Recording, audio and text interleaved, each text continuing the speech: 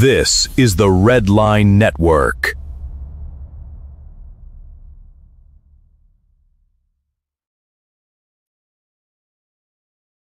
Red Line Network introduces our newest partnership, Outlaw Light. Outlaw is crafted for all of the beer drinking patrons of America. They aren't preaching or teaching, their mission plain and simple, to provide a high quality beer at an affordable price. Outlaw is crisp, crushable, refreshing. Available by the case, tall boys, 16-ounce 6-packs or singles.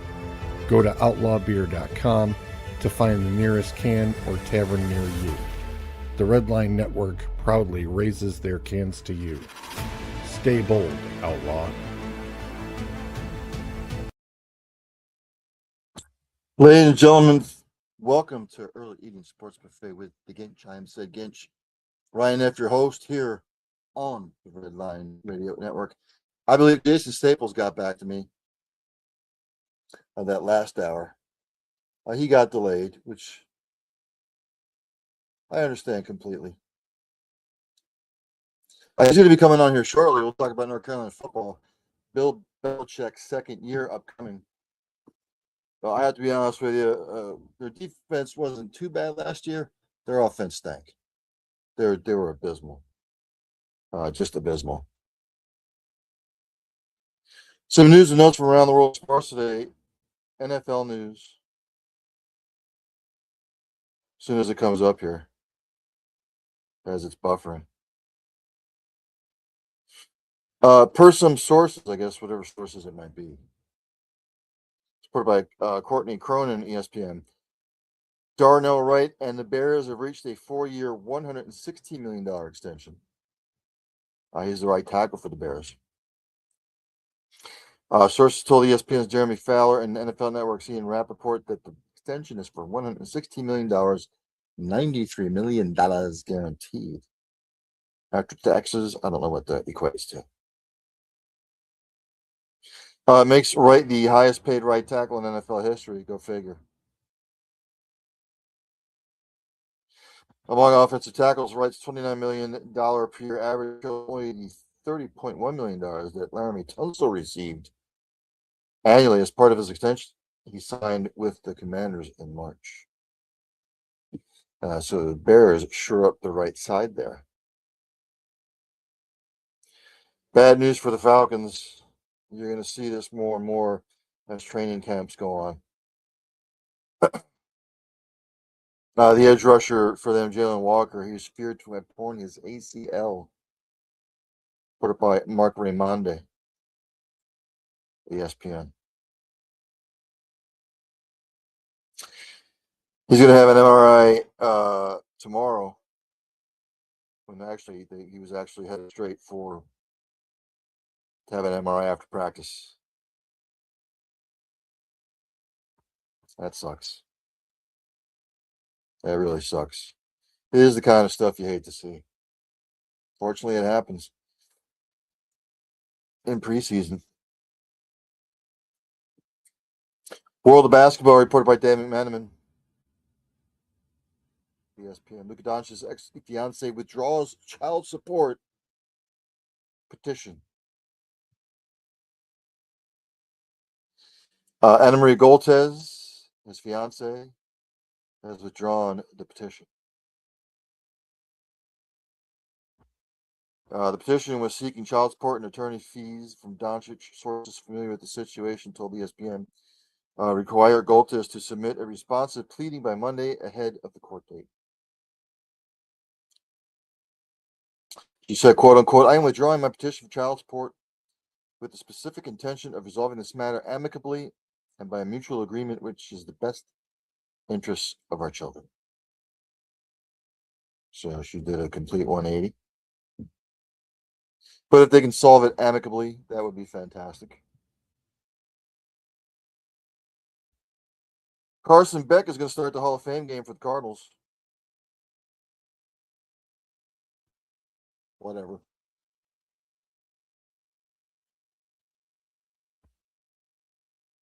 I guess they want to see what he can do. The preseason blows. I don't put any. Some people follow it. Some people will go to the games. I don't care. I don't care about preseason. All preseason really is good for getting people hurt. I've said it before and I'll say it again. If you just if you want to play the Hall of Fame game, that's great. Whatever, fantastic. More power to them. But as far as preseason games, they should get rid of them. Again, just have inter squad scrimmages, or again, make it regional. One game the Jets can play the Giants. Then the next week the Jets can play the Bills. Just make it regional. One week the Seahawks will play the 49ers. The following week they can go down and play the Cardinals. Just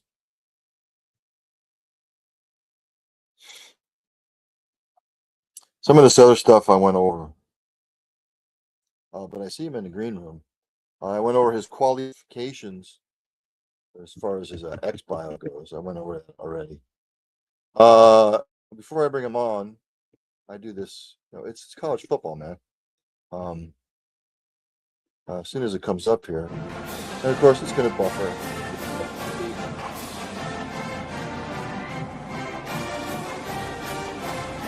North Carolina Tar Heel fans will recognize this song, Fight Song.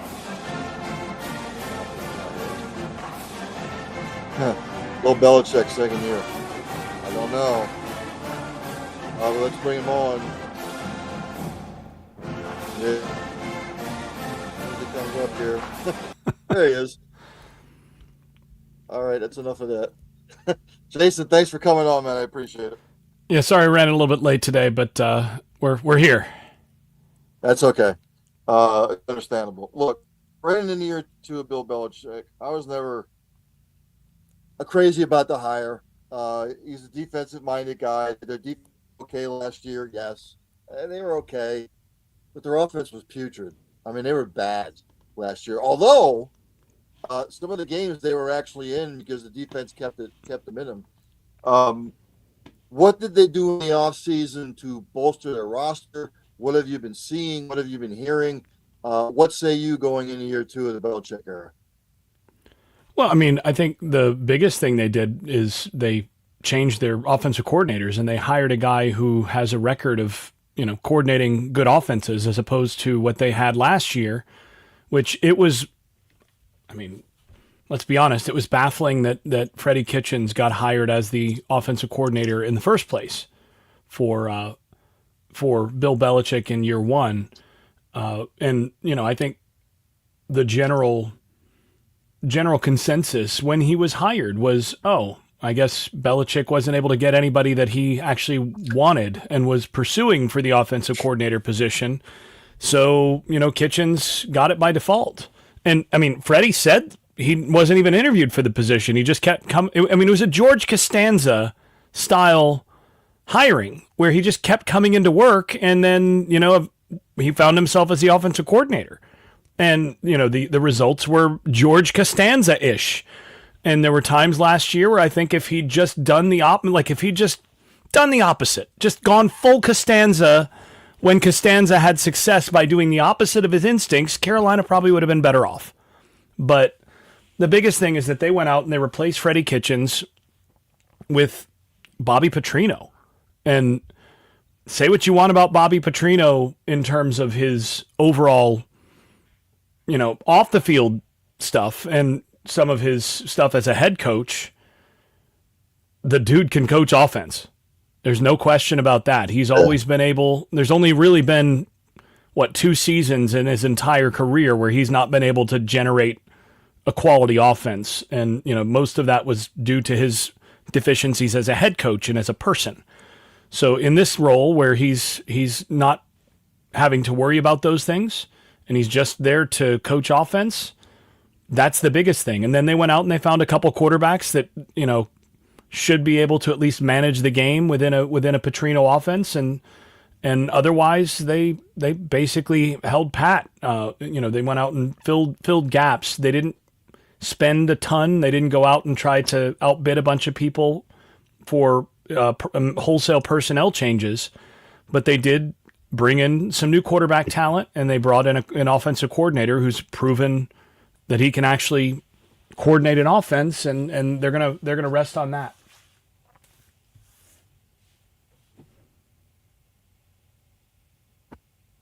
Sorry, just a little bit of a lag, having some connectivity issues. I don't know if it's on my end. Is it storming out here? No, it's not storming out here. It just might be.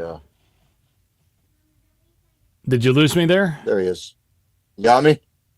Yeah, did you lose me there? Yeah, I lost you for like a couple seconds. Just a Okay, little well, bit. Can you hear me? bottom line is they went out and they didn't do a ton in terms of personnel outside of the quarterback position, and then they got Bobby Petrino. Simple as that. So when I go to last year's schedule, Jason, game was just horrible. I know they scored first in that game, but then they got bludgeoned to death. Then they were at Charlotte, home against Richmond. When they went to UCF, didn't do much. Home against Clemson, didn't do much.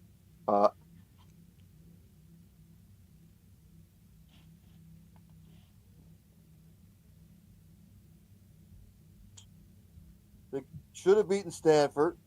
The Wake Forest game was kind of like back and forth there for a little bit. Home against Duke, they could have won that one, and then at NC State, they took it on the chin. But there were 3 or 4 games last year where they could have won them. What would you say if they're in those types of games this year? What do you think might be the difference this year as opposed to last year? Well, I mean, last year's team against Power 5 competition averaged 17 points a game. Right. You're not going to win a lot of games doing that. I mean, there's the old saying that, they can't win if they can't score. Well, you can't win if you don't score either. And, you look at Bobby Petrino, he has historically put together offenses, even in situations where his teams were largely out-recruited by their competitors, such as last year at Arkansas, though they did have some talent in that Arkansas team. But you go back, he's been at a variety of places without a ton of talent, and he's consistently put up 32 points a game, I think is about the norm for him. If you think about Carolina last year, if they'd averaged 32 points a game, they're probably a 7 or 8 win team. So, maybe more. Probably an 8 win team last year, if nothing else changes and they just score 32 points a game. Depends on where you put those points, obviously. I mean, you put those in the Cal game, the Wake game, a few of those games where they didn't get blown out, and all of a sudden you're reversing 4 wins, basically, most likely.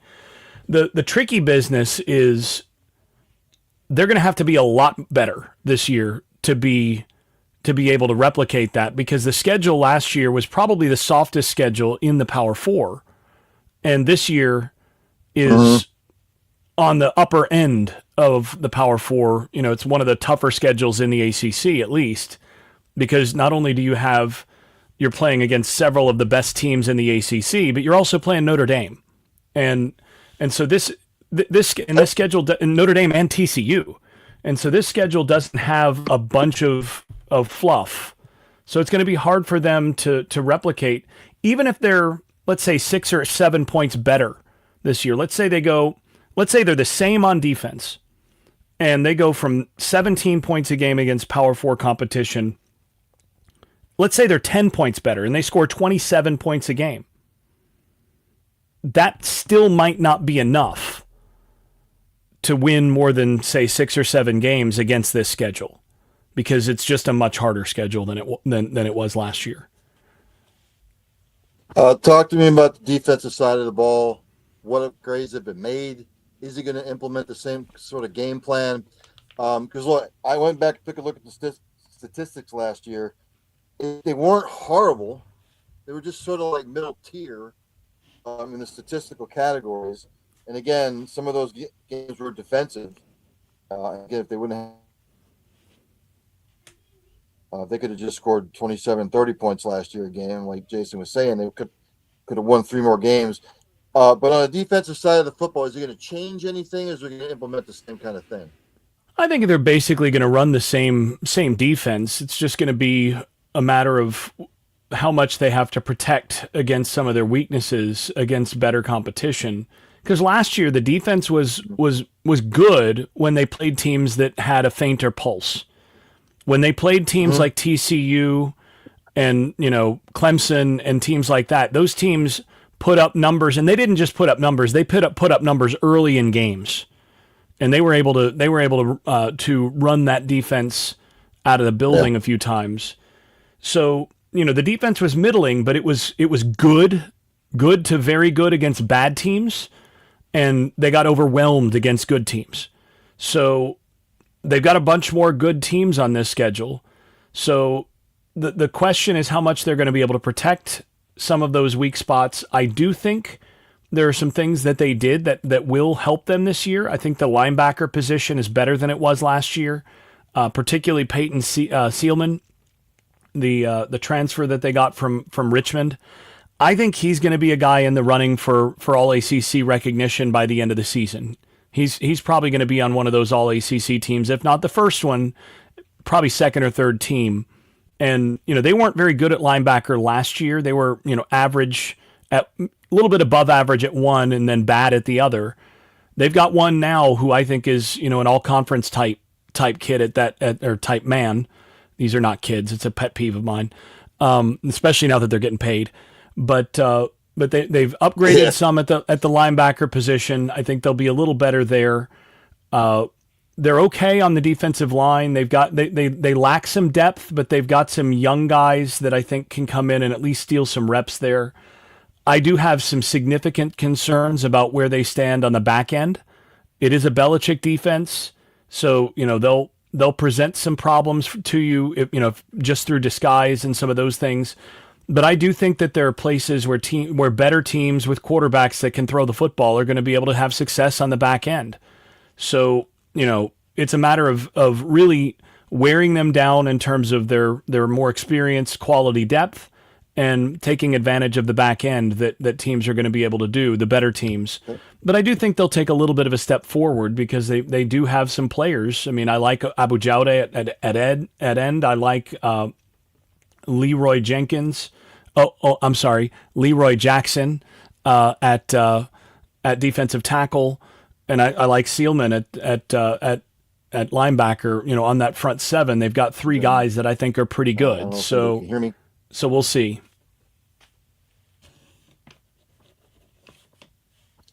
Let me jump to the schedule here. Obviously, they're holding it up in Ireland.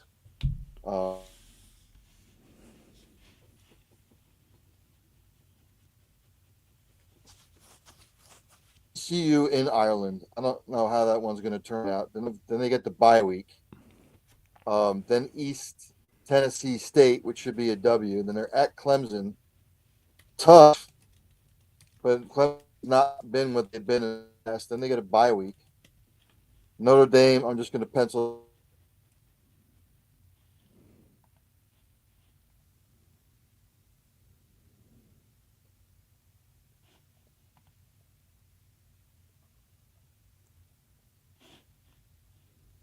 Louisville, again, should be tough. At Virginia, it'll be tough. Then, of course, you get the rivalry game Thanksgiving weekend. This is not an easy schedule. No, my general rule for how, for what makes a schedule harder or easier is how many teams on your schedule are actually capable of beating you without needing a miracle. And, you look at this schedule and how many of these teams would basically need a miracle? I mean, you got East Tennessee State, and that's it, right? Maybe UConn. East Tennessee State and UConn are two teams that, in terms of personnel are outclassed. Everybody else, TCU, Clemson, Notre Dame, Pittsburgh, Duke, maybe Syracuse you put on that list. So maybe you got 3 wins that you feel real comfortable about with UConn and Syracuse. But even Syracuse, I'm not sure about. They're going to have their quarterback back. Miami, Louisville, Virginia, and State. Those are all teams that are either better than you in terms of personnel or basically even with you.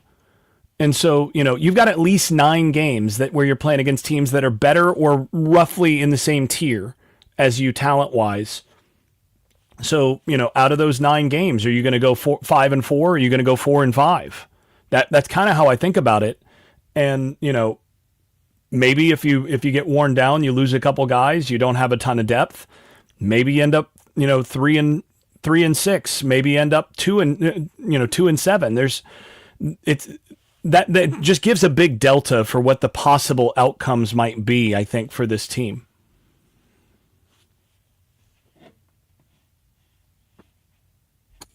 I got some of the games circled. I mean, they're going to lose to Notre Dame. They're going to lose to Miami. At Clemson, again, for me, it's a toss-up because I don't know what we're going to get from Clemson this year. Is it really a toss-up, though, or does Clemson have more talent overall? At Clemson, at Pitt. Go ahead.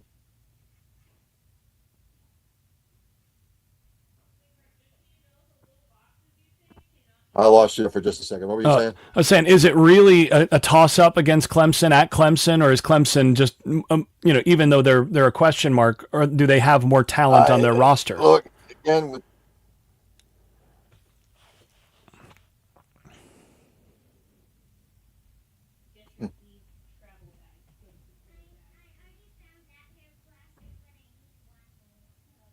frozen again. There he is. I don't know what's going on. Don't know what's going on with the connectivity issues. Yeah. I heard what you were saying about Clemson. Look, Clemson to me is a toss-up. At Pitt, look, I don't know what we're getting with Pitt. I don't know what I'm getting with Duke. Louisville, again, they get them at home. If they can still steal 3 of the games that you're talking about, if they go 6-6 and make a bowl game, would that be considered a highly successful season this year? Highly successful? No. Would it be a success and a step forward? Probably. I think for this to be a highly successful season, you need to win 7 games. Okay. I'm gonna be on the positive side. I'm gonna say somewhere in there they're gonna steal one of these games, whether it's Duke or Pitt, or Virginia or NC State. Look, the NC State North Carolina game is always sort of like a toss-up for me because anything can happen in that game. And again, with Pitt, don't know what I'm getting with Pitt. At Duke, again, home against Syracuse, I'm going to pencil them in for that one. I'm going to say. Yeah. I mean, you look at that. 7 wins. 7 wins is successful. 7 wins is successful. I think 8 wins is highly successful. 6 wins is right on the border, but probably, it's a step forward and successful in some sense. I think that's kind of how you have to look at it. And, Mac Brown famously said 8 wins is pretty good around here. So you hit 8 wins and there you go. Ladies and gentlemen, that's Jason Staples. Jason, August 27th, I'm going to have a college football preview special. You're welcome to come back on. We'll talk more about the ACC, and I'll pick your brain on who you think is going to be in. And of course, when I say that, I lose him again. Sounds good. I heard most of that. Sounds good. We'll try to make it work. Yep, we'll try to make that work. Depends a little bit on timing, but it's always good to talk. Always good to talk. Always good to chat with you. All right, buddy. I'll see you later. Yep. Thanks.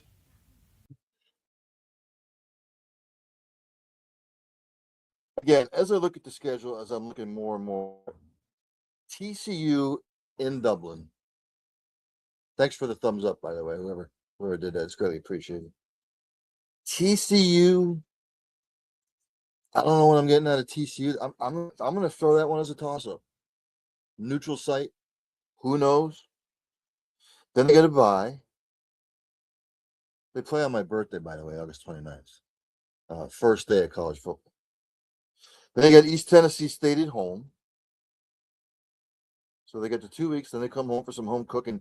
East Tennessee State, that's a W, as far as I'm concerned. TCU is a toss-up. Then they're at Clemson September 19th. It's a noon kickoff. I don't know what I'm getting from Clemson. I have no clue. I don't know what Clemson's identity is anymore. Yes, It's in Death Valley. I get it. But Clemson has not been relevant for the last 5 years. 6.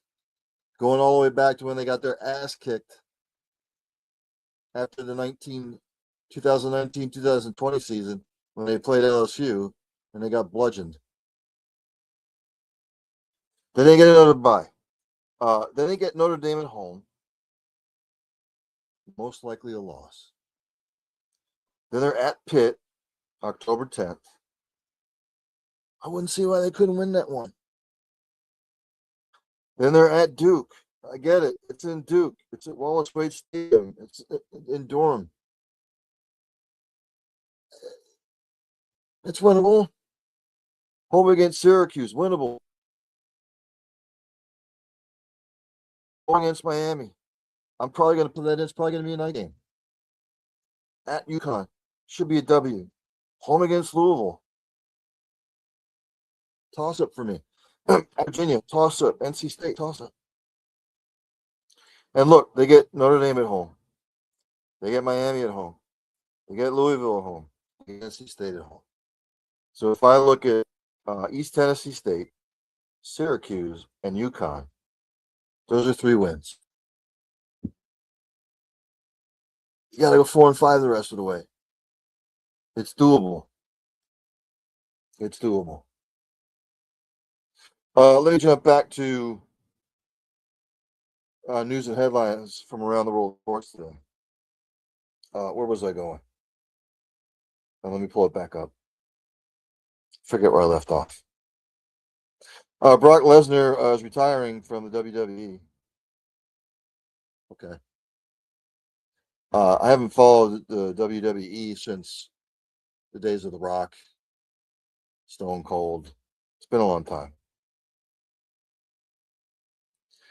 Ex-Liverpool star Mohamed Salah, he is in talks to join Trabzonspor. It's in the Turkish league.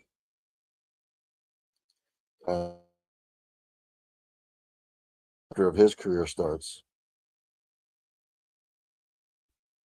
Some other NFL news. What else here? Mike Parsons said he'd like to come back by week 6 against his former club. We'll see. Some of this other stuff I've already been through, so nothing on that front. NBA news. Been through all this stuff before. There's nothing new on the NBA front. Didn't see anything new on the NHL front that was of major importance. It's all stuff I've been through before. So let me go to Major League Baseball, shall we? All this other stuff I went through yesterday with the trade deadline. So let me go to the scores.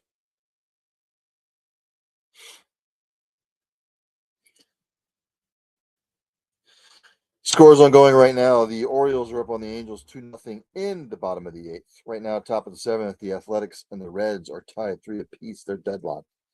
Bottom of the 7th, the Mets up on the Guardians 5-2. Bottom of the 7th, Phillies all over the Nationals 5-0. Top of the 6th, Yankees up on the Cardinals 2-0. Top of the 5th, right now, the Red Sox all over the White Sox 6-0. Top of the 6th, Braves up on the Marlins 1-0. Mid-third, Royals over the Twins 2-0. Top of the 4th, Pirates and the Brewers are deadlocked at 1. Bottom of the 2nd, Dodgers up on the Cubs 1-0. End of the 1st, Rangers with an early 2-0 lead on the Giants. And right now, in the 2nd, the Blue Jays and the Stros, they are scoreless. Later on at 8:40, Rays, Rockies, 9:40 p.m., Tigers, Mariners, and 9:40 p.m., Padres and the Diamondbacks. WNBA action.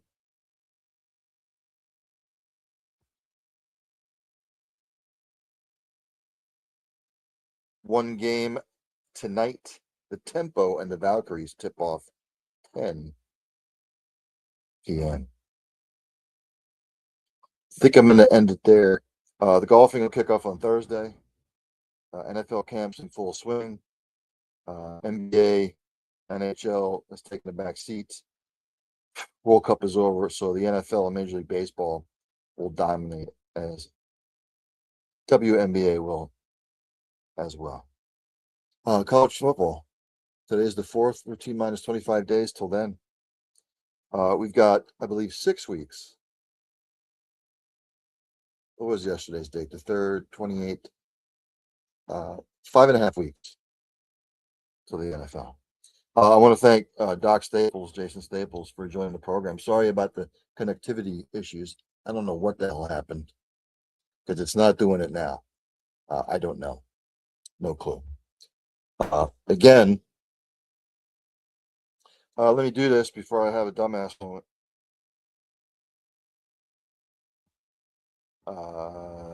If I don't do this, I always forget. Let me pull it up here. I got to pull up my stuff. Got to pull it up. As always, let me pull my ugly ass off. As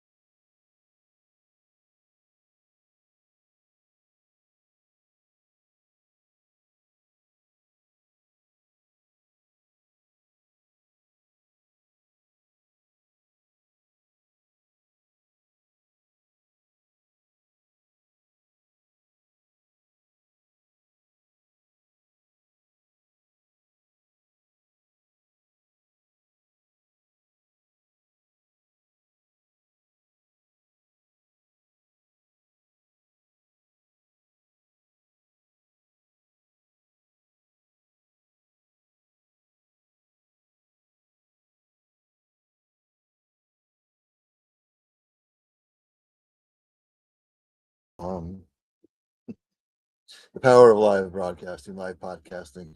Yes, you'll have these issues. But again, now it's going to bring it up, isn't it? Now it's just doing its thing. I don't know what's going on. It might be some gremlins in my laptop computer. There might be some gremlins in the system here. I don't know, but it's going crazy. As I say at the end of each show, practice compassion, practice empathy, passion for whatever it is you're doing. Somebody every once in a while, you might make their day. Tell somebody you love them. You might not get a second opportunity. And if you see somebody struggling, no matter what the situation is, ask what's bothering them. How can you get them help? How can you help? Because you might be saving a life. You might be saving a multitude of lives. I would end the show with Dandy Don Meredith take me out with turn out the lights, the party's over. But my whole screen has gone completely haywire. So I will see everybody on Thursday, because tomorrow I have no shows. At 7 p.m., it will be early evening sports buffet with the Ginch. Then at 8 p.m., it'll be four down territory, all things NFL. I will see everybody on Thursday if this takes me out. And it's not going to take me out. Sometimes you just have to laugh. I'm on the screen, but it's not bringing up any of my stuff. Or I would take my ass out of here. Let's try this. Let's try rebooting. Reloading. See what this does. Good stuff. You gotta laugh. Right now it's buffering. We'll see what this does. If it takes me out or not.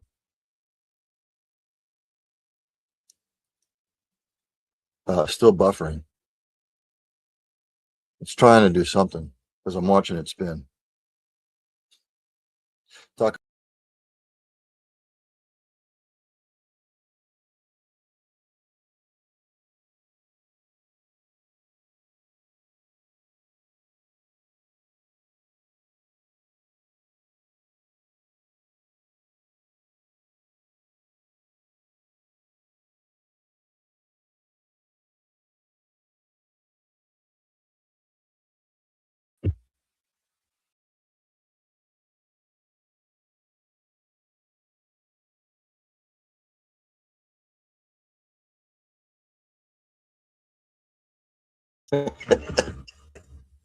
Let's try this again. While I have everything up. I will see everybody Thursday at 7 p.m. here on the Red Line Radio Network. Have a great night, everybody. If it plays. It's doing its thing. The party's over. It's probably not going to say play. that all good things must end. I have no idea what's going Call on. it a night. The party's over. And tomorrow and next year starts the same old thing again. Turn out the lights. The party's over. They say that all good things must end. Call it a night. The party's over. And tomorrow and next year starts the same old thing again.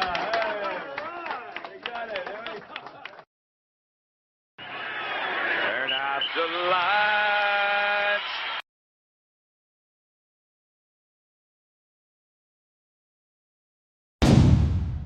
This is the Red Line Network.